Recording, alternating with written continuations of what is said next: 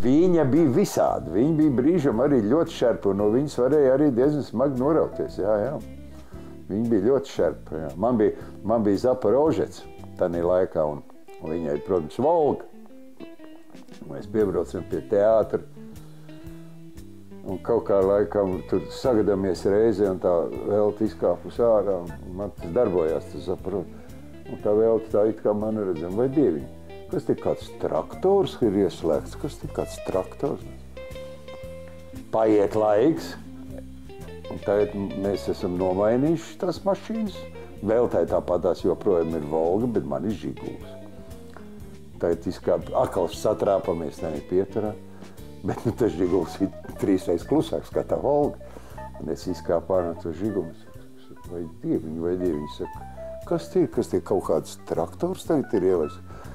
Kāds traktors? Un tā viņa jau neatcerās, ka viņa man tā ir iekļūt. Es saku, šausmīgs troksnis, viņš nevar nemaz sarunāties tādā troksnī, kad šis sliedziet to motoru ārā. Tā Velta viņa nesaprat, ka es viņai atriebjos tagad.